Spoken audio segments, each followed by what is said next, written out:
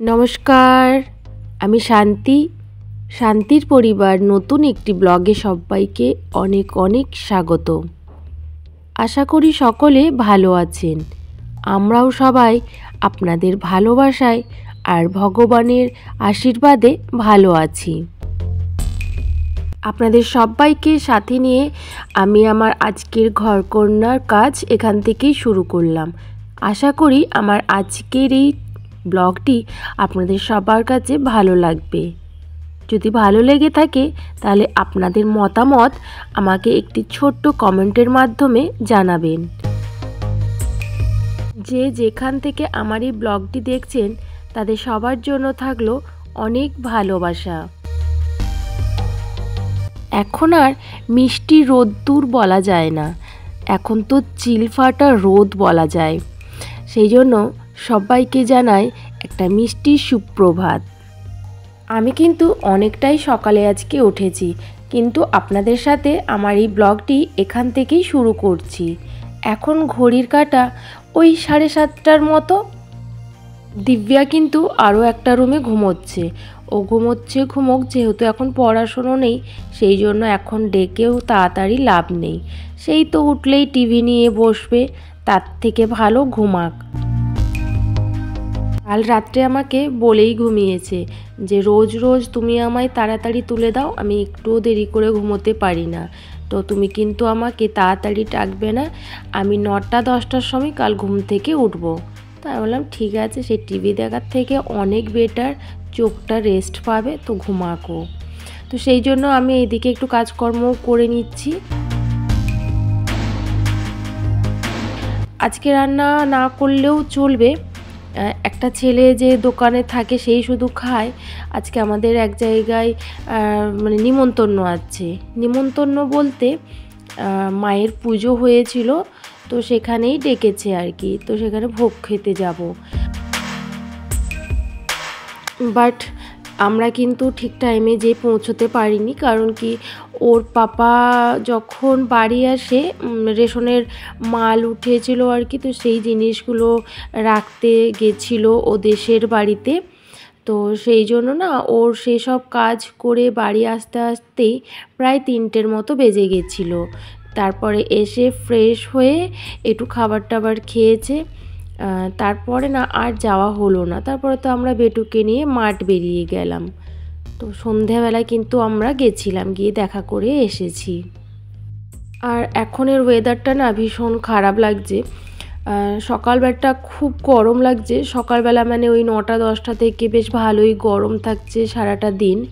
আবার ঠিক 8টা-9টা রাত্রি হয়ে গেলেই একটা ঠান্ডা ঠান্ডা ভাব আসছে। এদিকে জানলা খোলা রাখলেও ভীষণ পরিমাণে ঠান্ডা লাগছে, আর জানলা বন্ধ করে দিলে রাত্রেবেলা তখন আবার রুমের ভিতরটা গরম লাগছে। তো এই রকম একটা কন্ডিশনের মধ্যে দিয়েই আমার ঠান্ডা লেগে গেছে, শরীরটা ভালোও লাগছে না। দেশের বাড়িতে গেছিলাম, সেখানেও গেছি এসেছি, এই টুকটাক করে আর কি একটুখানি ঠান্ডা লেগেই গেছে। তারপরে মাথায় স্নান করলে চুলটা ভেজা থাকে, সেই ক্লিপ লাগিয়ে রাখি, শুকনো করা হয় না। আর রোজ রোজ তো হেয়ার ড্রায়ার দিয়ে চুল শুকনো করা সম্ভবও না, চুলটা খারাপও হয়ে যাবে। এই তো গুটি কয়েক চুল আছে, আবার সেগুলোও যদি ঝরে যায় হেয়ার ড্রায়ার লেগে, তাহলে তো আমি নেড়ু হয়ে যাব। তো সেই জন্য না আমি বেশি হেয়ার ড্রায়ার লাগাই না। কত কুয়াশা আজকে,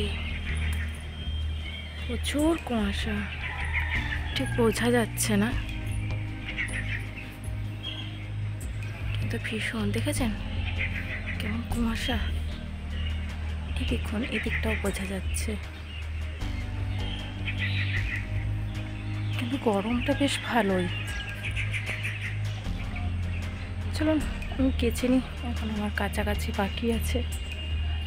আপনাদের সাথে কথা বলতে বলতে আমার মোটামুটি কাজকর্ম প্রায় অনেকটা হয়ে গেছে। এখন এইগুলো সব কেচেছি, এগুলো শুকনো হোক। অনেকগুলোই আজকে কাচার ছিল, এরপর আরও অনেক কাজ আছে। আর বাচ্চার পরীক্ষা শেষ হয়ে গেছে, কিন্তু বাবার বাড়ি যেতে পারছি না, তো সেই জন্য মনটা একটু খারাপও লাগছে। ওদিকে মা, বাপি, ভাই সবাই ডাকছে যে পরীক্ষা শেষ হয়ে গেছে, চলে আয়, 2 দিন থেকে যা। আর আমারও তো শরীরটা সেরকম একটা ভালো না, তো বলছে ও আর কি যে বাচ্চার পরীক্ষা শুরু হয়ে গেলে তো আবার আসতেই পারবি না, পড়াশুনো চলবে, টিউশন। এদিকে মেয়েটাও কান্নাকাটি করছে, বাড়ি যাব, মামা বাড়ি, আমার এখন স্কুল ছুটি, তুমি চলো, কেন যাচ্ছ না? তো দেখছি কি করা যায়। আমি মাকে ডাকছিলাম, আমি বললাম মা তুমি আসো দুদিন, এখানে হোলি আছে, হোলিটা খেলে নি, তারপর হোলিতে দিব্যার একটা নাচেরও ব্যাপার আছে আর কি, সেখানে নাচ করার কথা হয়েছে। তো সব কিছু মিলিয়েই আর কি যেতে পারছি না। তারপরে সোমবার মানে 17 তারিখ ওকে আবার স্কুলে ডেকেছে, শুধু ওকে বলবো না, অনেককেই ডেকেছে, তবে স্কুল ব্যাগ বা বই খাতা নিয়ে না, হয়তো স্কুল ব্যাগ থাকলেও তার মধ্যে শুধু জলের বোতল থাকবে আর টিফিনটা থাকবে, আর তেমনভাবে কিছুই না। ওই দিন এক্সট্রা কারিকুলাম কিছু হয় সেগুলোই নিয়ে আলোচনা করবে, শেখানো হবে, খেলা হবে, এই রকমই আর কি। তো তাও ওই দিনটা তো দরকার না স্কুলে যাওয়াটা, যেহেতু কিছু শেখানোর ব্যাপার আছে, তো ইম্পর্টেন্ট একটা ডে, তো সেই জন্য যদি আমি যাই তো ওই 18 তারিখ করে হয়তো আমি যাব। তার আগে মাকে ডাকছিলাম যে তোমরা আসো, 2 দিন থেকে যাও। আসলে মা বাপির আসার কথা ছিল আমাদের বাড়িতে যখন সংঘ হয়েছিল, সেই সময়টা মানে 2 তারিখ, এইরকম মার্চের 2 তারিখ আমার মনে আছে। তো সেই সময় না আমি ফোন করে না বললাম ওদেরকে আসতে, কারণ ওই সময়টা আমার মেয়ের এক্সাম চলছিল, আর জি দাদন আসা মানে ওর পড়াশুনো কিছুই করবে না, তখন সব দুষ্টুমি করবে, তারপরে আমি একটু ব্যস্ত হয়ে পড়বো। তো সেই জন্য ওই সময়টা বলেছিলাম যে আসার দরকার নেই, তো বাচ্চাটার পরীক্ষা হয়ে যাক তারপর তোমরা আসবে।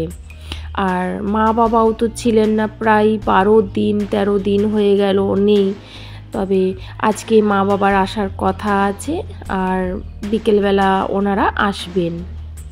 আর এই যে দেখছেন এতগুলো গার্ডার নিয়ে বসেছি, সকালবেলা না আমি একটু সার্ফ দিয়ে সমস্ত গার্ডারগুলোকে ভিজিয়ে দিয়েছিলাম।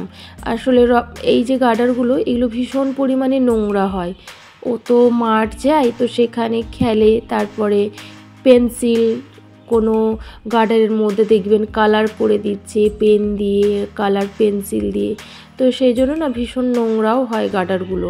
আর নোংরা গার্ডারগুলো আমাকে কেমন যেন একটা অস্বস্তি লাগে, ভালো লাগে না, আমার নিজেরও লাগাতে ভালো লাগে না, আমার মেয়ে লাগাক সেটাও আমার ভালো লাগে না। তো সেই জন্য না আমি এরকম গার্ডারগুলো সপ্তাহে 2 দিন করে ধুয়ে দিই, যাতে নোংরাটা আর বোঝা না যায়। কিন্তু ও বেশিরভাগ সময় কি করে, স্কুল থেকে যখন আসে তখন দেখি গার্ডারগুলোতে পুরো পেন্সিলে ভরে যায়, মানে পেন্সিলে করেও কী করে ভগবান জানে, বিশেষ করে সাদা গার্ডারগুলো ভীষণ পরিমাণে নোংরা করে।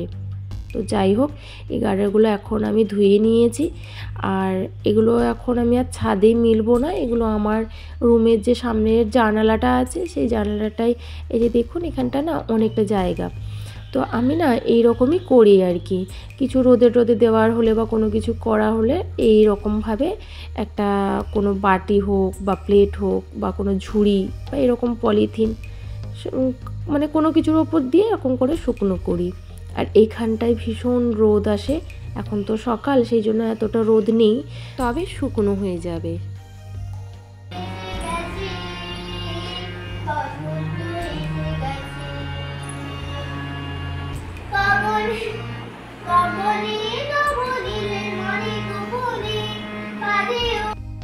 থাক, ওকে আর ডিস্টার্ব করবো না, ও তার মতো করে গানটা একটু প্র্যাকটিস করুক।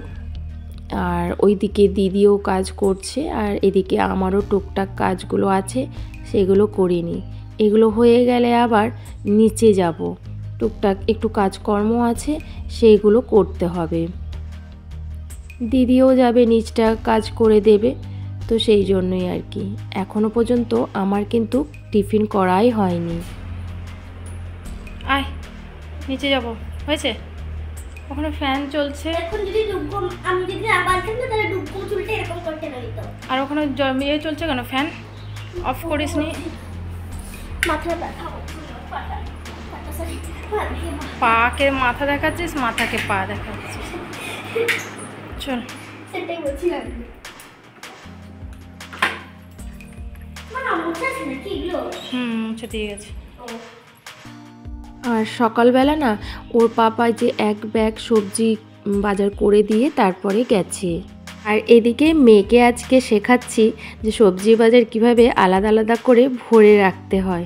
একটু তো শেখা ওরও উচিত, তাই না? গাজর আর বিট একসাথেই রেখে দাও। নে না তুমি খেলতে দিচ্ছ বলো আর কাজ করছো বেশি।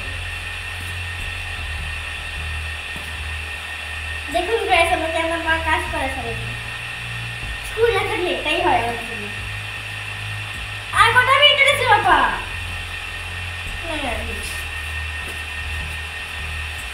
আজকে আমি মোমো খাবো। কাজ করে যা।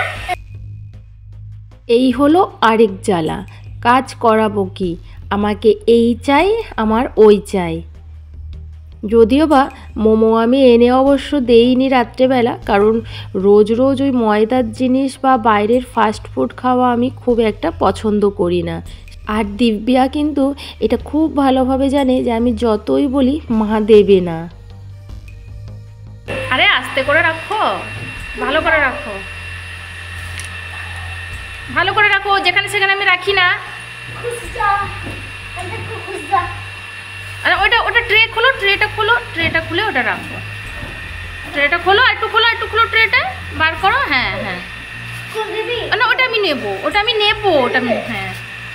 আর টমেটোগুলো ভালো করে রাখো ওপরে, নাহলে গেদরে যাবে। হ্যাঁ, আর বাবু দেখো না ওই যে না নিচেই হ্যাঁ জায়গা আছে দেখো। আর ইয়ে করো, কুঁদরি রাখার জায়গাটা নিয়ে আসো, কুঁদরিগুলো ভরে দাও। আসলে ও আমার হাতে হাতে একটুখানি কাজগুলো করে দিক, এটাই আমি চাইছিলাম। এটা হচ্ছে যে ওকে জোর জবরদস্তি করানো তা না, ওরও একটু শেখা দরকার আর আমারও একটু হেল্প হলো। বলা তো যায় না কখন শরীর ভালো মন্দ কী থাকবে। মেয়ে আমার শুধুই পড়াশুনো করে, শুধুই নাচ করে, গান করে, শুধুই এই করে ওই করে, এটাও তো শুনতে কেমন লাগে। তো সবটা শেখা দরকার, একটু হাতে হাতে করে দিলে তো আর এমন কিছু হয়েও যাবে না। আপনাদের কি মনে হয়, আমি কি কিছু ভুল করলাম? আপনারা আমায় জানাবেন কিন্তু। আর আজ বললাম না নিমন্ত্রণ বাড়ি ছিল, যাওয়া হয়নি। তো ওর পাপাকে যখন আমি ফোন করি তো ওর পাপা বলল যে আমার যেতে অনেকটা লেট হবে, তুমি রান্না করে নাও। আর এত দেরি করে কি রান্না করব, তাই চটজলদি করলাম খিচুড়ি। সবাইকে জানাই গুড আফটারনুন। এখন বাজে 3:50। বাইরে প্রচুর রোদ। এই দেখুন, দেখা তো যাচ্ছে না, বোঝা যাচ্ছে না, কিন্তু ভীষণ রোদ। আমি রেডি হয়েছি, যে মাঠ যাবে সে এই দেখুন দেখেছেন, যে মাঠ যাবে আর যে নিয়ে যাবে সে দেখুন না ঘুমিয়ে দুপুরবেলা এই যে রেডি হয়ে গেছি। এবার মেয়েকে তুলে ড্রেসটা পরাবো, চুল টুল বাঁধবো, একটু ফল খাওয়াবো, তারপরে মাঠ নিয়ে যাব। তো এই দেখুন, আঁক আপনাদেরকে কিছুদিন আগে দেখিয়েছিলাম না যে আমার কর্তামশাই 4টে এরকম আঁক নিয়ে এসেছে, ওর মেয়েকে নাকি আঁক খাওয়া শেখাবে, মানে চেবানো। তো আমার মেয়ে তো কোনো মতেই খেলো না, তার নাকি দাঁতে লাগছে, মাড়িতে লাগছে, সে তার কিছুতেই খেলো না। বাট আমার কিন্তু খুব ভালো লাগে, কারণ আমি ছোট থেকে এই রকম আঁক যে কত চিবিয়ে খেয়েছি তার ঠিক নেই।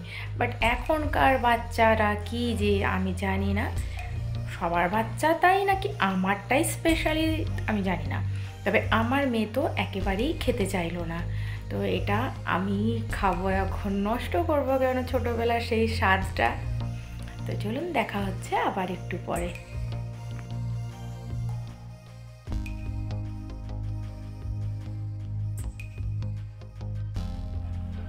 বেটু তাড়াতাড়ি খাও, আবার বিস্কুটটা খুলেছো তুমি? হ্যাঁ রাখো, সরিয়ে রাখো, আমি দেবো না, ঠিক আছে? আমি দেবো তো বললাম।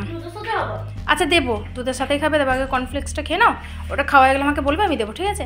আর তাড়াতাড়ি খাও। হ্যাঁ, শুধু আমরা ওই যে আঙ্কেলটা আছে না, সেই আঙ্কেল বুকানদের বাড়িতে যাব, নিমন্ত্রণ আছে, যেতে পারিনি আমরা তখন দুপুরবেলা। শোনো কি বলছি যে তোমার চুলটা বাঁধবো। হ্যাঁ, তুমি এটা সবটা খাও, আমি কিন্তু আরও একবার এসে দেখবো বিস্কুটটা চুরি করে খাবে না। ঠিক আছে নাও, তারপর চুল বাঁধবো, তারপরে আমি ড্রেস পরে নিয়েছি, শুধু চুল বাঁধলেই হবে। ওকে চলো। কি খাচ্ছ তুমি? দেখি। আরে চায়ের সাথে কে মুড়ি খায় মিশিয়ে করে? আমি খাই, আমার ভালো লাগে। দুধের সাথে মুড়ি খায়, কিন্তু চায়ের সাথে কে মুড়ি খায়? আমি খাই। হ্যাঁ, তো মুড়িটা আলাদা জায়গায় রাখতে আর চাটা আলাদা জায়গায় রাখতে, সেটা তো খাওয়া যেত। অনেক টেস্টি লাগে। দুধ দিয়ে খেতে পারতি তো না? আমি চা খেলাম না, দুধ কি আমি খাবো? ও আজকে আমরা কখন লাঞ্চ করেছি বলতো? 1টার সময়। হ্যাঁ, তাহলে আর এখন বাজে 7টা। দেখুন চায়ের সাথে বানিয়েছে। আমার ভালো লাগে খেতে। আমরা বাড়ি চলে এসেছি এখন। ড্রেস চেঞ্জ করে একটু ফ্রেশ হয়ে গেছি। আর আসার সময় একটু বাজারেও গেছিলাম, ফল নিয়ে এসেছি। আপাতত সেগুলো একটু গুছিয়ে রাখবো। প্রচুর গরম লাগছে, বাইরে ঠান্ডা, রুমের ভিতরে গরম। আমার হাতটাও ঠান্ডা আছে। ফলগুলো সব রাখবো। কি রে, কাঁঠালি কলা পেলাম না, সেই জন্য এই সিঙ্গাপুরি কলাটাই আনতে হলো। আর এখন গরমের জন্য না ফলগুলো পচেও যাচ্ছে, ঠিকঠাকভাবে থাকছেও না, তো সেই জন্য অল্প অল্প করে নিয়েছি, শেষ হলে আবার নিয়ে আসবো। একটু আঙুরও এনেছি, আপেল। এইবারে এই আপেলগুলো, বালু আপেল পেলাম না, মানে বালি আপেল যেগুলো, সেগুলো পেলাম না, তো এই আপেলগুলোই নিয়ে এসেছি।